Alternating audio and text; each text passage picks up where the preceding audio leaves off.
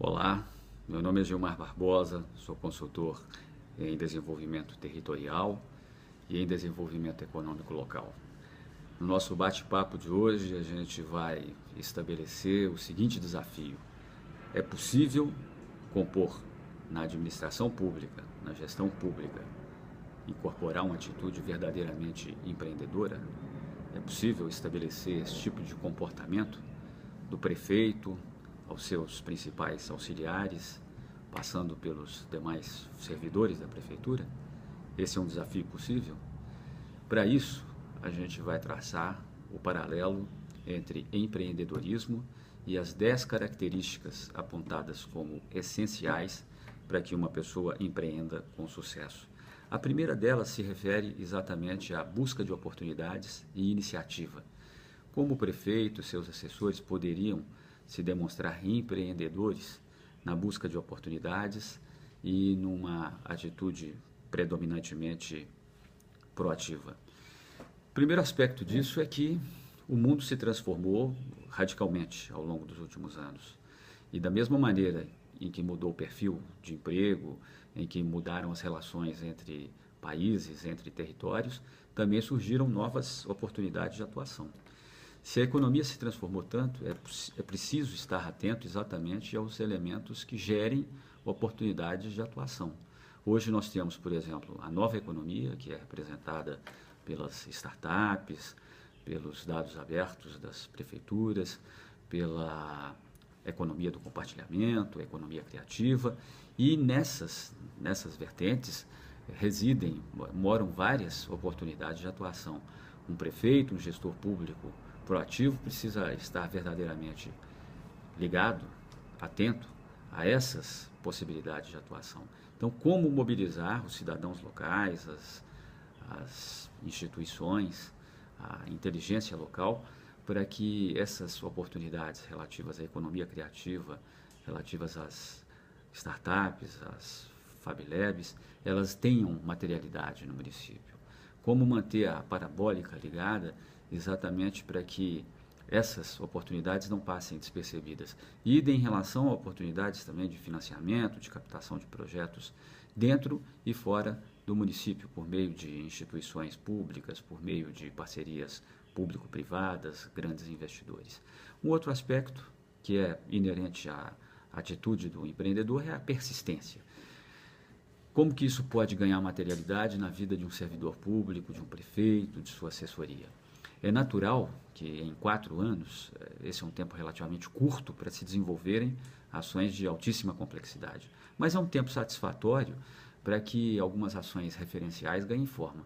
Então, nesse aspecto, primeiro é preciso avaliar a complexidade de cada projeto, mas, sobretudo, dimensionar entre complexidade e capacidade de execução aquilo que realmente seja factível, aquilo que corresponda a vocações, a competências locais e que possa ganhar forma de maneira mais imediata. Sempre com o olhar que na política também há uma forte concorrência, né? Onde se instala um novo prefeito e sua assessoria, também existe um comportamento concorrencial das oposições, das vertentes que queiram ocupar aquele mesmo lugar. Então, é importante que os projetos, além de solidez, que eles tenham visibilidade, clareza, para que essa ação traduzida pela persistência, ela consiga, inclusive, vencer as possíveis correntes contrárias à execução de uma boa proposta. Um outro aspecto inerente à atitude do empreendedor é correr riscos calculados. Na gestão pública, isso pode ser expresso tanto atualmente pela Lei de Responsabilidade Pública, que estabelece uma série de requisitos, de posturas, de comportamentos para o gestor público, sobre os quais incidem responsabilidades imediatas e também de altíssima gravidade. Então, para isso é importante trafegar dentro do limite do possível. O limite do possível não significa necessariamente atuar na fronteira do medíocre, na fronteira do convencional, do usual. Significa exatamente seguir preceitos prescritos pela lei, mas ao mesmo passo inovar, estabelecer, por exemplo, uma atitude que crie soluções inovadoras em relação à mobilidade urbana, em relação à saúde, em relação ao bem-estar social, a educação, apostar, investir, por exemplo, em modelos mais recentes como as práticas de gamificação em escolas, investir, por exemplo, numa formação mais esmerada dos servidores, num perfil mais pretensioso, mais denso de qualidade técnica dos servidores, investir numa política de meritocracia que seja lastreada pelo intento de atender ao cidadão. O servidor público precisa desempenhar bem a sua função no sentido de servir bem ao cidadão, de estabelecer um atendimento digno, um atendimento qualificado. Então, por que não, nesse aspecto, estabelecer também uma política de meritocracia, uma política de parcerias públicos-privadas que estejam lastreadas, né, que estejam vinculadas a um comportamento inovador, mas que, ao mesmo tempo, prescreva correr riscos calculados. Outro aspecto é a exigência de qualidade e eficiência da gestão pública. Esse tema também perpassa pela questão da meritocracia, mas, sobretudo, pela composição de indicadores de avaliação. Quais são? Será que o voto é o único elemento de avaliação do político? E aí, além da avaliação do político, dos cargos eletivos, há que haver também uma preocupação sobre a performance do governo como um todo. Há um visível desgaste da política no país e isso nos leva a ter uma nova postura em relação às métricas, aos indicadores de desempenho nos serviços públicos. Então, por que não estabelecer comparações entre um real gasto no meu município e como que esse mesmo real é aplicado no conjunto dos outros mais de 5.600 municípios brasileiros? Qual que é essa medida de eficiência? Qual que é, inclusive, a percepção de qualidade do cidadão sobre o trabalho prestado pelas prefeituras, pelos órgãos públicos, de uma forma geral? É estabelecer métricas e estabelecer essa conexão com a sociedade, de tal sorte que se possa ter uma melhor visão do próprio governo realizado.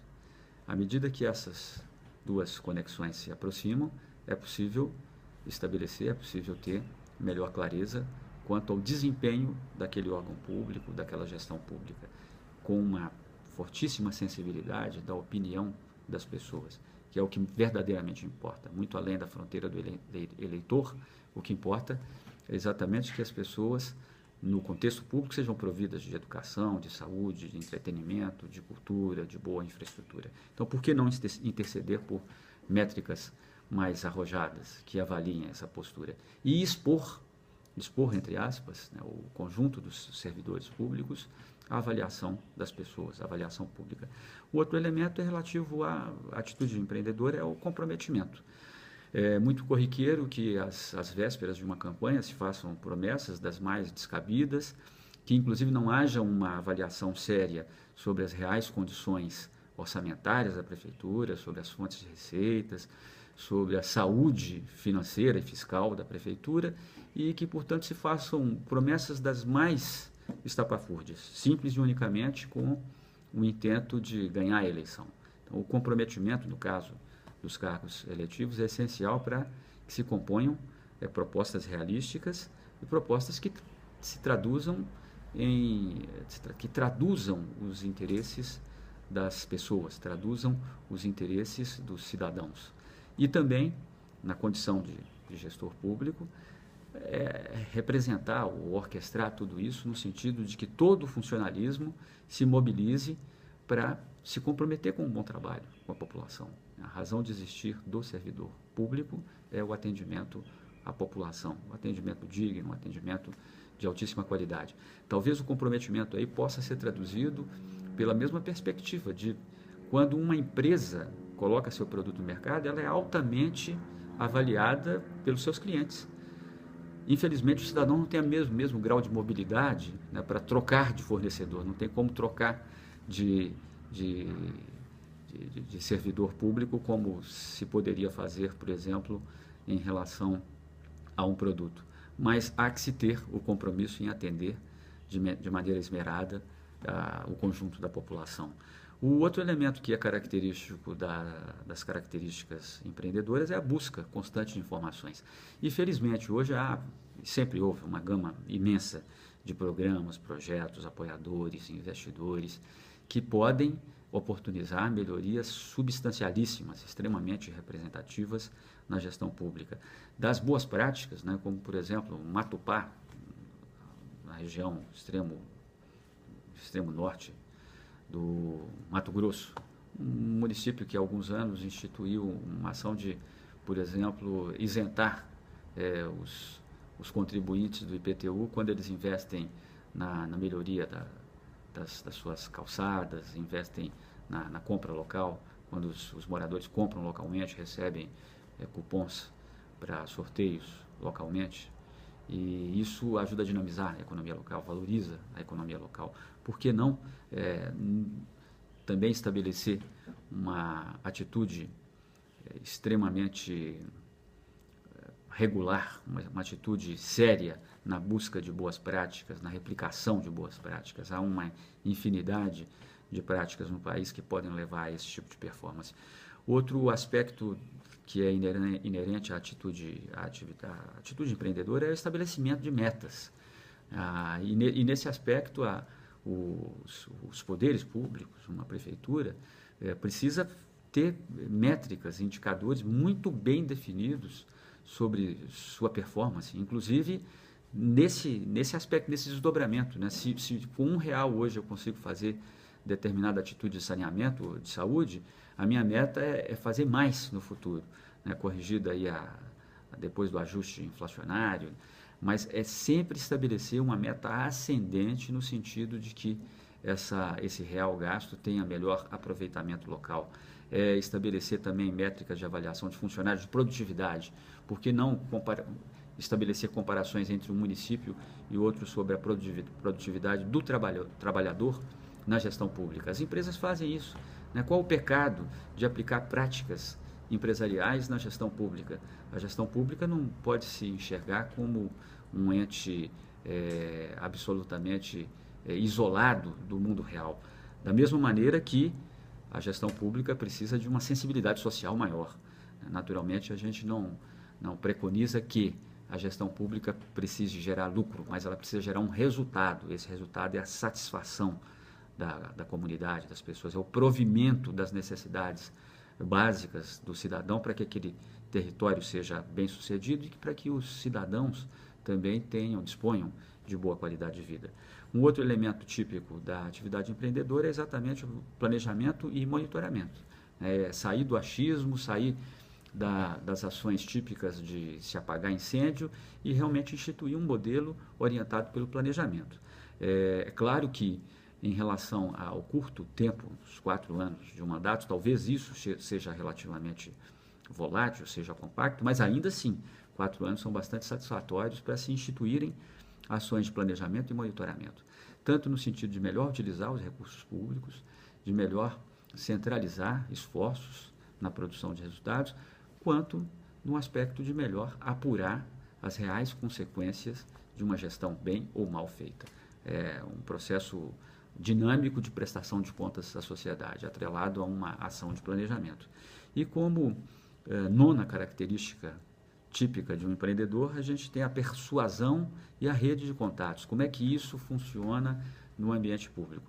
Primeiro, a rede de contatos, obviamente, ela se estabelece desde as coligações partidárias, que são legítimas, é absolutamente defensável que um prefeito, que uma gestão estabeleça esse tipo de coalizão, mas é, sobretudo, importante escolher de forma adequada esses parceiros institucionais para que eles possam ser realizadores daquele plano de governo, para que eles tenham uma sensibilidade aguçada acerca das reais necessidades locais.